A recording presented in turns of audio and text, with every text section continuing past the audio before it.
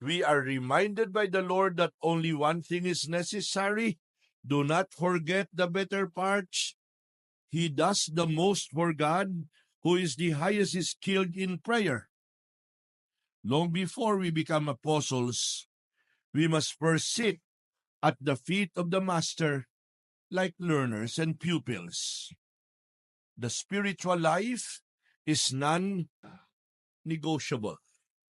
Work and prayer are important equally. And I remember I always quote our novice master when we were novices in 1977.